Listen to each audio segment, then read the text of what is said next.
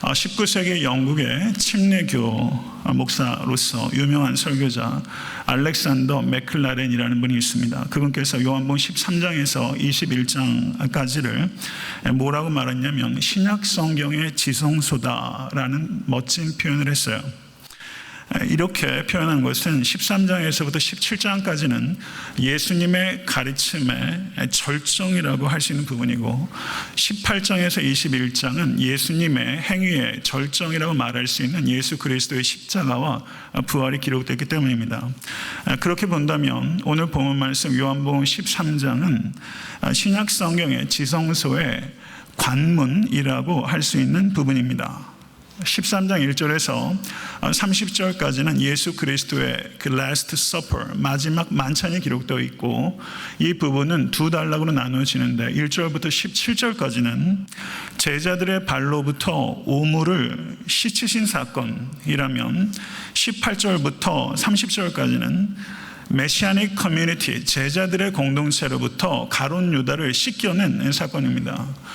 그렇기 때문에 예수 그리스도의 마지막 만찬이라는 이 사건은 한 가지 단일한 모티브를 가지고 있는데 그거는 purification, 정결입니다. 여기에는 예수님의 제자들의 발을 씻기신 한계가 없는 사랑과 그리고 그것과 선명하게 대조가 되는 가룟 유다의 냉혹한 배신이 대조가 되고 있습니다. 예수 그리스도께서 제자들의 발을 씻기신 사건은 기독교인들은 말할 것도 없고 비기독교인들도 매우 친숙한 본문입니다. 그러나 12절을 보시면 예수께서 제자들에게 내가 너희에게 행한 것을 너희가 아느냐라고 주께서 물으셨습니다. 성도 여러분, 이 질문을 우리가 지금 받고 있는 것입니다. 내가 너희에게 행한 것을 너희가 아느냐? 저는 오늘 예배를 통해서 예수께서 영적으로 여러분과 저의 발을 씻겨주시길 원하며 예수 그리스도께서 내가 너에게 행한 것을 너희가 아느냐? 라는 이 질문에 우리가 무엇이라고 대답할 수 있는지에 대해서 하나님 앞에 단독자로서 우리가 대답할 수 있는 의미 있는 시간 될 수 있게 간절히 바랍니다. 13장 1절을 보시면 6월절 전에 예수께서 자기가 세상을 떠나 아버지께로 돌아가실 때가 이른 줄 아시고 세상에 있는 자기 사람들을 사랑하시되 끝까지 사랑하시니라. 아멘. 성도 여러분, 저는 이 자리에 계신 한 분 한 분이 세상에 있는 예수의 사람 되시기를 간절히 바랍니다. 제자들을 끝까지 사랑하셨던 주님께서 우리들 한 사람 한 사람을 끝까지 사랑하신다, 이 말씀은 나에게 주시는 말씀입니다. 끝까지 사랑하시니라. 성도 여러분, 우리가 사랑의 맹세를 할 수 있어도 이 자리에 있는 어느 누구도 끝까지 사랑할 수 없습니다. 끝까지로 번역된 성경어는 에이스텔로스라는 단어입니다. 에이스텔로스가 우리 번역으로는 끝까지로 번역되고 있지만 그 에이스텔로스의 또 다른 의미는 to the end라는 뜻뿐만 아니라 to the utmost, 지극히라는 뜻이 있습니다. 끝까지라고 말하면 예수 그리스도의 사랑은 시간적 한계를 초월하는 사랑이라는 것을 의미하는 것이고, 만약에 to the utmost, 지극히라고 말한다면 예수 그리스도의 사랑은 사랑의 질을 초월하는 사랑입니다. 예수 그리스도께서 우리에게, 나에게 부어주신 사랑은 한계가 없는 사랑입니다.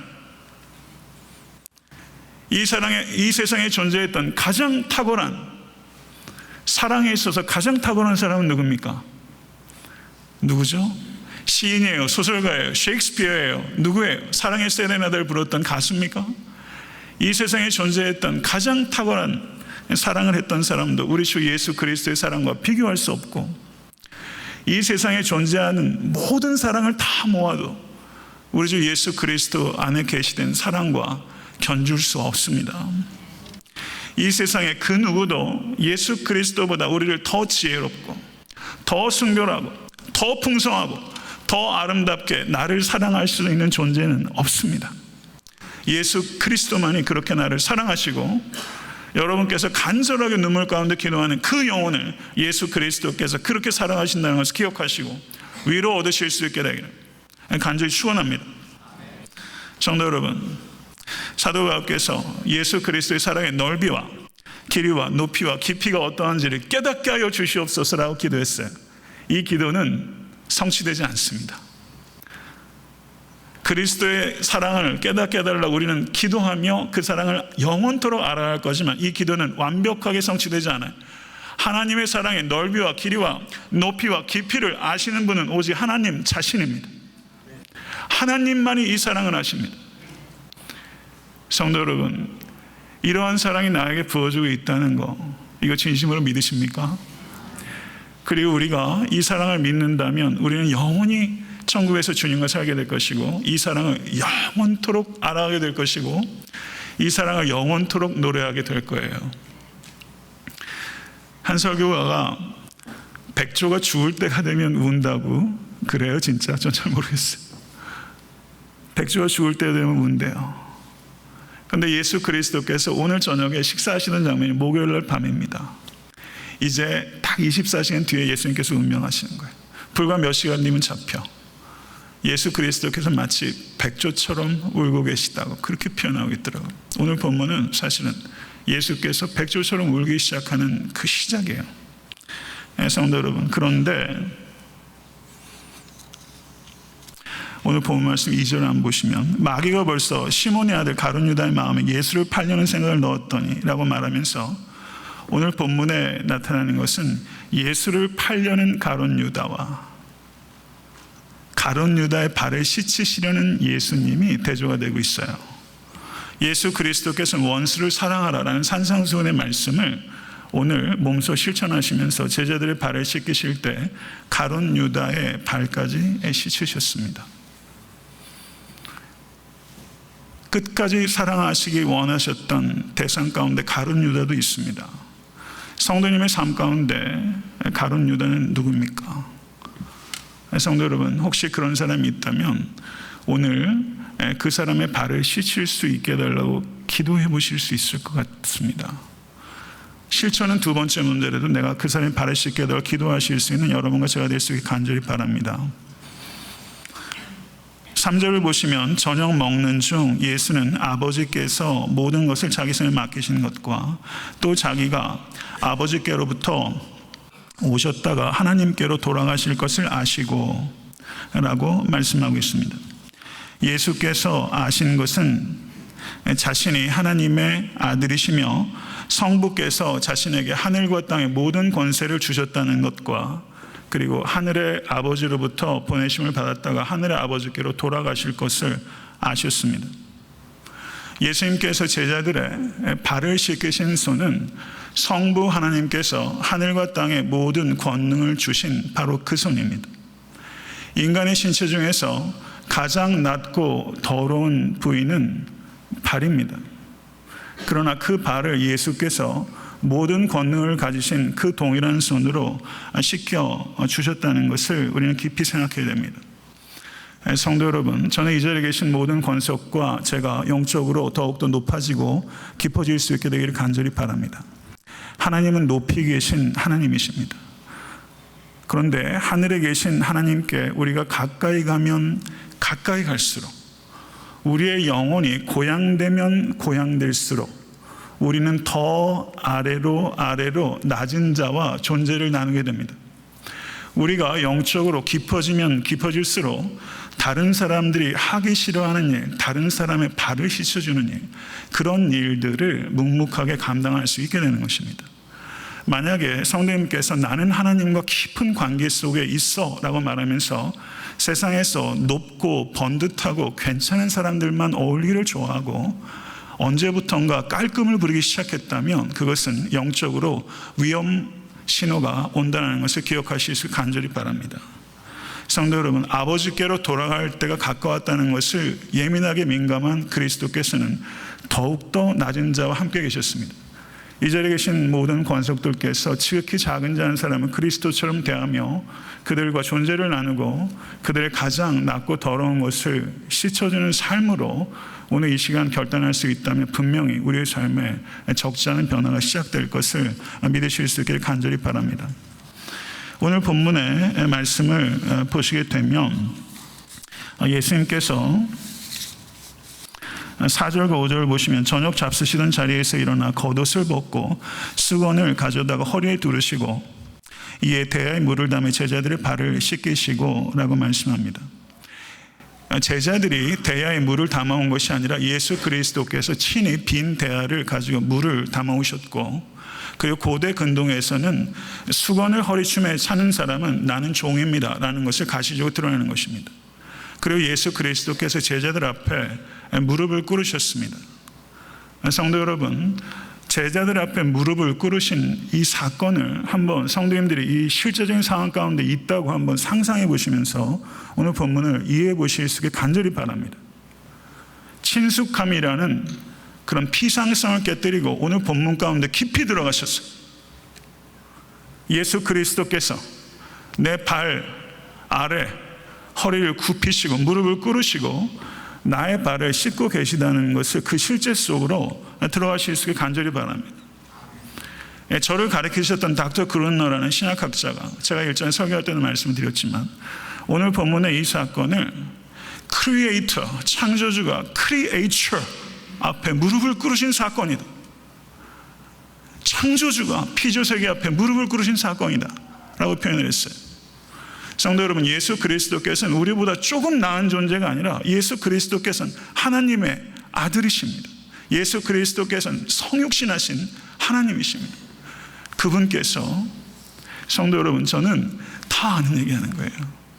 여러분의 발 앞에 지금 이 순간 아무도 씻을 수 없는 것, 아무도 씻으려고 안 하는 것, 내 손으로 씻을 수 없는 그것, 그곳에 주님께서 무릎을 꿇으시고 주님께서 씻어주시는 거예요. 성도 여러분, 제가 여러분의 발을 씻으면 불완전해요. 그러나 예수 그리스도께서 발을 씻으시면 완전합니다. 오늘 이 시간 여러분과 제가 기도할 것은 예수 그리스도 앞에 여러분의 냄새나는 발 내놓으세요. 주여 내 발 씻어주세요. 이대로는 못 삽니다. 주여 내 발 씻어주십시오. 이렇게 간절히 기도하시고 씻음을 경험하시는 모든 권속 되실 수 있게 간절히 바랍니다. 성도 여러분, 몇 시간 후면 잡혀가시게 됩니다. 몇 시간 후면 온갖 모욕을 당하시고 고문을 당하시고 죽음을 당하게 됩니다. 만약에 어느 인간이 그런 상황 가운데 가면 지극히 과민해지고 예민해지게 됩니다. 그런데 예수님께서는 한결같이 침착하시고 어떤 의미에서는 예루살렘에 들어오신 다음엔 더 침착해지셨어요. 그리고 예수 그리스도께서는 침착해지셨을 뿐만 아니라 잔잔한 기쁨 가운데 계십니다. 요한복음을 주의 깊게 살피면 카라라는 명사가 7번 등장하는데, 이 카라라는 명사는 기쁨이라는 뜻입니다. 이 기쁨이라는 단어가 제일 처음 등장하는 게 요한복음 3장인데, 세례 요한이 나에겐 이러한 기쁨이 충만하노라고 말했을 때 세례 요한이 기쁨, 카라에 대해서 이야기를 했고, 그 뒤에 카라라는 이 명사가 집중적으로 나오는 것은 백조가 마지막으로 울고 있는 이 15장과 16장과 17장에 집중적으로 6번 나오고 있습니다. 예수 그리스도의 기쁨은 십자가를 향하여 가까이 가면 가까이 갈수록 예수 그리스도의 기쁨이 점증되고 있는 것을 볼 수 있습니다. 예수 그리스도의 이 기쁨은 신비하고 역설적인 기쁨입니다. 성도 여러분, 성도인들 삶의 앞에 어떤 장벽이 있습니까? 그 앞에서 예수 그리스도처럼 침착하십니까? 예수 그리스도처럼 잠잠한 기쁨 가운데 계십니까? 예수 그리스도께서 대제사장으로부터 재판을 받을 때 당황했던 사람은 대제사장이고, 예수 그리스도께서 빌라도의 재판장에 서셨을 때 두려워했던 사람은 빌라도였습니다. 예수 그리스도는 침착합니다. 성도 여러분, 오늘 이 시간 그리스도를 여러분의 마음에, 저의 심령에 모실 수 있길 간절히 바라고, 앞에 어떠한 경랑이 있어도 그리스도 안에 있으면 침착할 수 있습니다. 그리스도 안에 있으면 신비한 기쁨을 지킬 수 있습니다. 이 기쁨을 누리실 수 있는 여러분과 제가 될 수 있게 간절히 바랍니다. 예수께서 제자들의 발을 씻겨 가셨는데, 성경을 유심히 살펴보면 12명의 제자들 중에서 예수께서 베드로를 제일 먼저 씻기신 게 아니에요. 다른 사람을 씻기고 드디어 베드로에게 이르렀다 성경은 말하고 있어요. 그러면 한번 상상해 보세요. 예수께서 12명의 제자들 중에 누구 발을 제일 먼저 씻겼을까요? 누가 한번 자신 있으면 크게 한번 대답해 보세요. 예수님께서 누구의 발을 제일 먼저 씻겼을까? 제일 멋없는 대답이 뭔지 아세요? 가까이 있는 사람. 그런 대답 정말 매력 없어요. 성령의 9가지 열매 중에서도 사랑의 열매가 제일 처음이고 절제가 제일 마지막에 의미가 있는 거예요. 예수께서 12명의 제자들 씻길 때 누구의 발을 제일 먼저 씻겼을까? 제가 영화 감독이라면 누굴까요? 가룟 유다. 저는 가룟 유다를 제일 먼저 씻겼을 것 같아요. 여러분이라면 어땠을까 한번 생각해 보세요. 제자들이 나중에 목회를 하면서 이 장면을 생각했을 거예요. 그때 예수님이 누구 발을 먼저 씻겼더라? 가룟 유다 아니었어? 가룟 유다 아니었어? 예수님께서 떡을 나누실 때 가룟 유다를 뺐던가요? 가룟 유다에게 줬잖아요. 마지막까지 호소하신 거예요. 사탄이 그 마음속에 들어갔지만 사탄이 결정한 것이 아니라 사탄이 유혹한 거예요. 가룟 유다를 통해서 사탄이 유혹하고 예수 그리스도는 끝까지 사랑하시면서 호소하신 거예요. 가룟 유다가 윤리적인 책임이 있는 것입니다. 성도 여러분, 저는 가룟 유다에게 먼저 예수께서 발 씻혔다고 생각해요.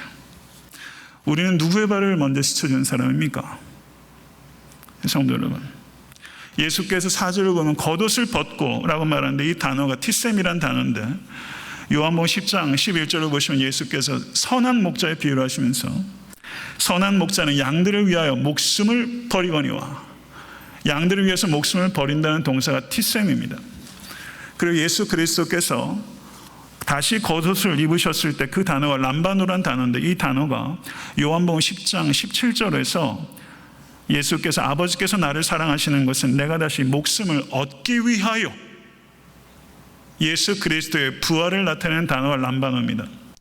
그러면 예수 그리스도께서 제자들의 발을 물로 씻기 위해서 옷을 벗으신 것과 다시 치신 후에 옷을 입으신 사건은 예수 그리스도께서 죄를 씻기 위하여 십자가를 지신 사건과 죽음 가운데서 일으키신 부활의 사건을 예수 그리스도께서 제자들이 발을 씻기신 이 사건이 마치 예고편처럼 우리에게 함축적으로 보여주고 있다는 것입니다. 이것이 예수께서 제자들을 발을 씻기신 진정한 의미입니다. 성도 여러분, 베드로는 이 의미를 깨닫지 못하고 거절했습니다. 이 자리에 씻기지 않아도 되는 사람 한 사람도 없습니다. 우리의 진정한 문제를 씻으실 수 있는 분은 우리 주 예수 그리스도의 보혈입니다. 예수 그리스도의 보혈로 말미암아 우리가 죽을 수밖에 없는 죄의 책임으로부터 씻김을 받았고, 그리고 죄의 지배로부터 자유하게 되고, 그리고 죄의 오염으로부터도 자유하게 될 것입니다. 할렐루야. 우리는 궁극적으로는 죄의 오염으로부터도 자유되게 될 것입니다. 죄를 지을 수 있는 가능성에서부터도 자유하게 될 거예요. 저는 그 순간이 너무 기다려져요. 안 그러세요? 죄를 지을 수 있는 가능성으로부터도 자유로워지는 그 순간, 죄의 오염으로부터도 자유로워지는 그 순간, 예수 그리스도의 보혈은 우리를 죄의 책임과 죄의 지배와 죄의 오염으로부터 씻으시는 보혈, 오직 예수만이 그 일을 하실 수 있습니다. 할렐루야. 믿으십니까? 베드로가 발 씻기를 거절한 것은 거기엔 중요한 의미가 있는 거예요. 무슨 의미가 있냐면 예수께서 마가복음 8장에서 인자가 순환당하시고 죽으실 것에 대해서 얘기하셨습니다. 그때 베드로가 예수를 붙잡고 가나메라고 말하는데 실제 성경 원어는 예수를 붙잡고 베드로가 리뷰크 에피티마오 꾸짖은 것입니다.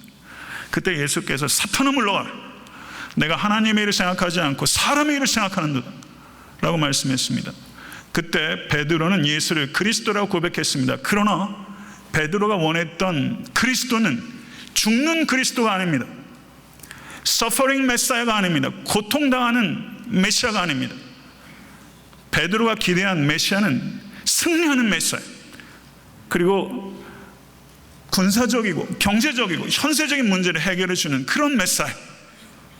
그런데 예수 그리스도께서 이 땅에 세우시고자 하는 메시아는 십자가를 지는 메시아, 그리고 오늘 본문을 보면 제자들의 발을 씻기는 메시아.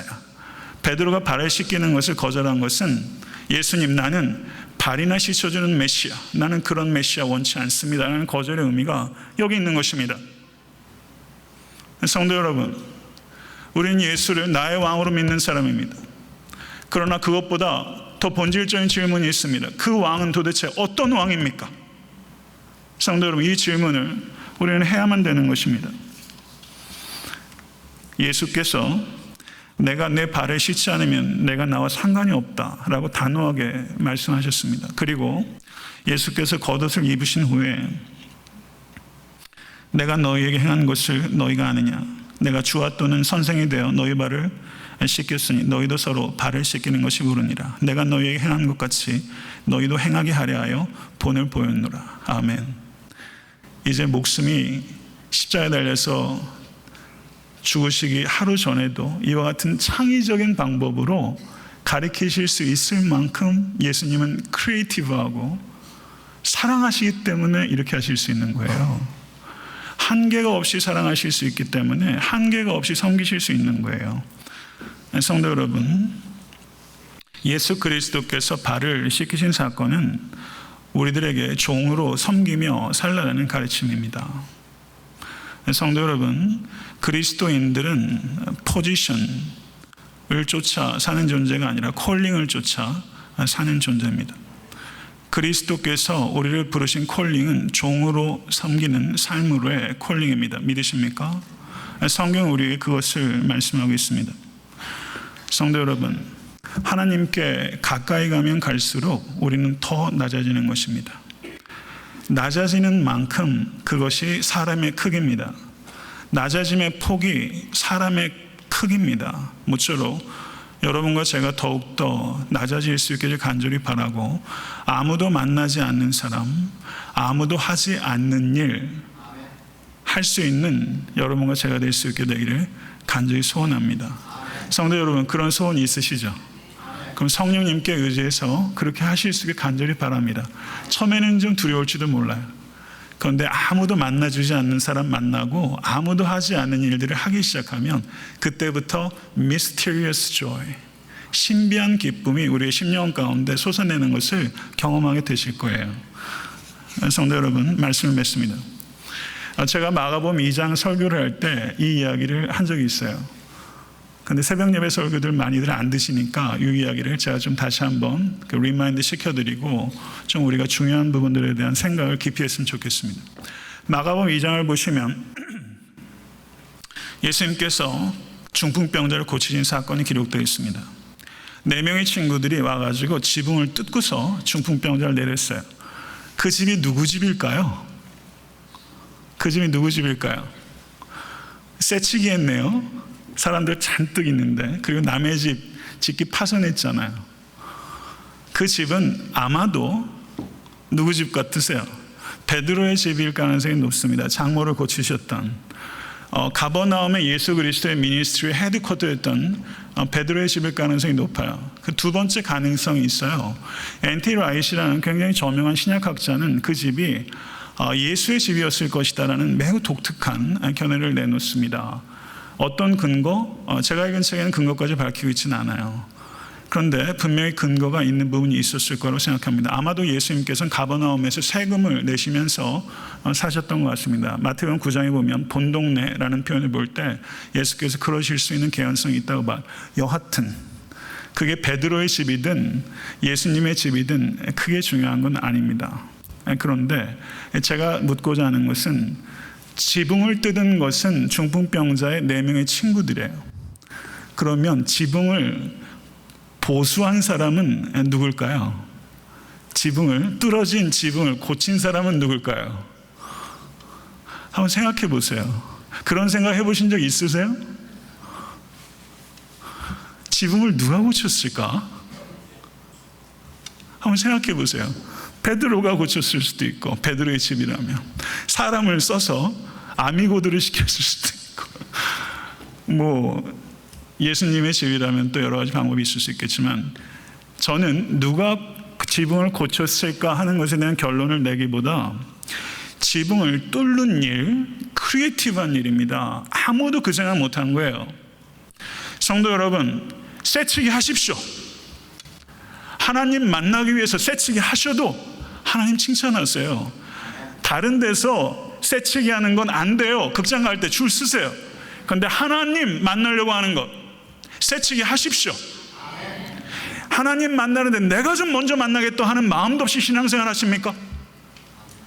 내가 지붕을 뚫고서라도 내가 하나님 만나야 되겠어. 그 안에 병자들이 얼마나 많이 있었겠어요? 그런데 용신할 수 없었다. 그런데 이 사람은 지붕을 뚫고 내리잖아요. 저 같은 선생이 만약에 여기서 지붕을 뚫고 내려면 제 설교 그날 망합니다. 어찌 이런 일이. 그런데 예수께서는 당황하진 않아요. 소자야, 내 죄가 사함을 받았느니라. 그러시면서 그 뒤에 쭉 이어지는 내용들을 보면 그 상황 자체를 또 다른 가르침으로 더 승화시켜서 가르치신 예수 그리스도는 위대한 스승입니다. 칭찬하신 거예요. 칭찬하신 거예요. 성도 여러분, 신앙생활 하면서 하나님, 내가 주님 먼저 만나고 싶어요. 하나님, 내가 먼저 쓰임받고 싶어요. 이런 마음 가지셔야 됩니다. 저는요, 지붕을 뚫는 일과 같은 크리에이티브한 일, 왜 지붕을 뚫겠어요? 점잖은 충청도 양반들은요, 만약에 용신할 수 없으면 오늘만 장사하나, 날이면 날마다 내일 또 오면 되지 하고 돌아가요. 명분이 있는 거예요. 내일 또 오지 뭐. 나는 얼굴이 부끄러워서 그렇게 못해. 그런 게 아니죠. 내 친구예요. 중풍병자를 사랑하는 거예요. 내일 기회가 없을 수 있잖아요. 그래서 사다리를 닫고 올라가 지붕을 뚫는 거예요. 영혼을 사랑하면 그렇게 하는 거예요. 영혼을 사랑하면 주님 만나겠다고 그렇게 하는 것이죠. 여하튼 그렇게 죽겨왔는데 그 사람들이 지붕을 보수할 수도 있었겠지만 지붕 뚫는 거 싫지 않다는 걸 얘기하는 거예요. 그렇지만 지붕 뚫는 일도 가치 있는 일이지만 지붕을 고치는 일도 가치 있는 일입니다. 지붕을 뚫을 때는 익사이먼이 있어요. 심장이 뛰어요. 와, 이런 일에 내가 한번 인발브 할 수 있구나. 그런데 사람들이 다 있잖아요. 욕하는 사람도 있지만 환호하는 사람도 있고 주목받아요. 그런데 이제 병도 고치고 다 무대에서 사람들이 사라진 다음에 지붕 고치는 일, 그 일은 누가 해요? 이 세상이 가정과 교회가 좀 더 나아지기 위해서는 지붕을 뚫는 사람 있어야 합니다. 파이오니어처럼 단호하게 앞으로 전진하는 사람이 있어야 됩니다. 그렇지만 아무도 주목하지 않는 곳에 지붕이나 고치는 일은 기껏해야 원상복귀예요. 그 일을 하는 사람이 필요합니다. 가정과 교회와 학교와 일터와 나라와 민족을 위해서 지붕을 고치는 사람이 필요해요. 지붕을 뚫는 일은 주역이 하는 일이라면 지붕을 고치는 일은 조연이 하는 일이에요. 저는 이 자리에 계신 성도들께서 지붕을 보수하는 일, 지붕을 뚫는 일에는 탁월함이 필요하지만 지붕을 고치는 일에는 겸손함이 필요해요. 예수님께서 누가 더 고마우셨을까 하는 생각도 좀 해보게 되는 거예요. 목회자 입장에서 어떤 분이 고마울까? 성도 여러분, 지붕을 보수하는 일을 가볍게 생각하지 않으시고 성도님들의 가정과 교회와 직장에서 뚫어진 지붕을 보수하시는 일 하세요. 지붕을 고치는 일, 제가 정답 말씀드릴게요.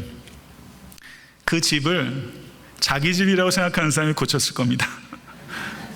그 집을 사랑하는 사람이 고쳤을 거예요. 그 집을 사랑하는 사람. 교회는 하나님의 집입니다. 여기는 기도하는 집에, 교회에도 지붕이 뚫려요. 누가 이 지붕 고쳐요? 목사요?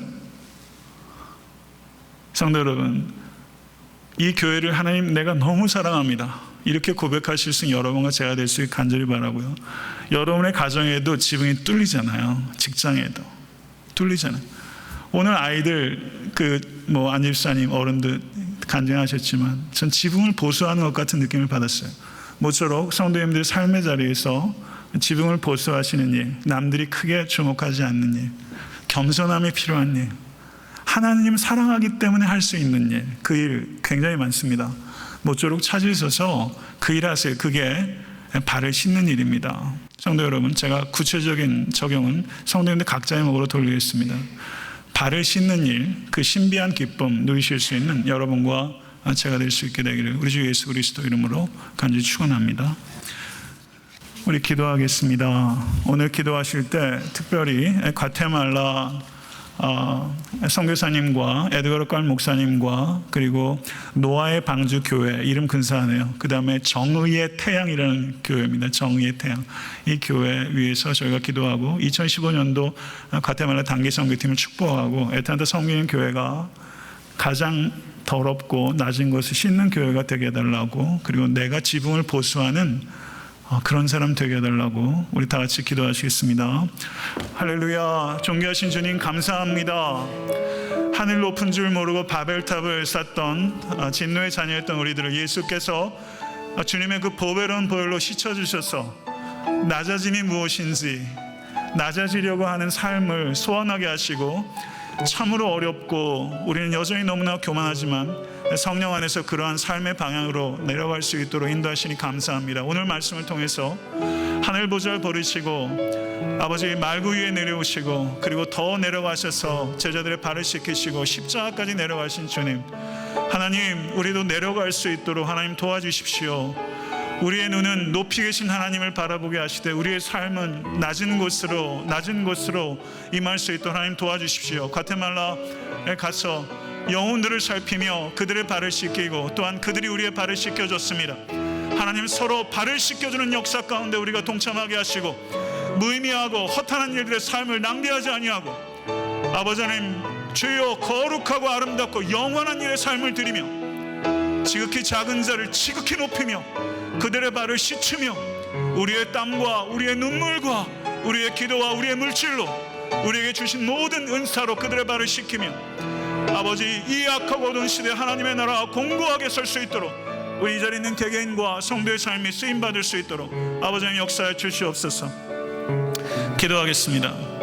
하나님 아버지 감사합니다. 높은 곳에 계신 하나님을 찬양하며 우리의 영혼이 하나님만을 앙망하기를 소원합니다. 하나님을 바라보는 만큼 낮은 곳으로 임할 수 있도록 저희들의 삶을 이끌어 주시고 그 일들 감당할 수 있도록 성령 충만케 하시며 겸손의 종이신 예수님을 더욱 사랑하게 하시고, 삶의 어떤 문제가 목전에 닥쳤다 할지라도 주님처럼 침착하고 주님처럼 기쁨 안에 거할 수 있도록 우리 사랑하는 권속들 지켜주시기 원합니다. 특별히 암을 투병 중에 계신 김명훈 성도와 회복 중에 계신 이정록 성도와 그리고 현윤수 형제를 주님께서 기억하여 주셔서 하나님의 긍휼로 그 발을 씻어주시고 영혼이 정결해지며 하나님의 경륜과 섭리를 온전히 신뢰하며 은은한 기쁨 가운데 이기실 수 있도록 주의 역사해 주시옵소서. 오늘 사랑하는 성도님들 각자 아무도 씻어줄 수 없는 것, 내 손으로 씻을 수 없는 것들 주께서 씻어주시고, 바라옵긴 이 자리에 계신 성도 주여 나를 씻어주시옵소서 라고 기도할 수 있는 은혜가 우리 모두에게 임할 수 있도록 인도해 주시며, 우리 사랑하는 권속들 가정과 또 교회와 직장과 일터와 나라 민족의 아버지 하나님 더러운 것들, 악한 것들, 완고한 것들 씻는 일들을 감당하게 하시고 모쪼록 지붕을 보수하는 일에 삶을 헌신하는 진실된 종의 삶을 걸어갈 수 있도록 우리 모두에게 은총과 능력을 허락하여 주시옵소서. 예수 그리스도 이름으로 간절히 기도드렸사옵나이다. 아멘.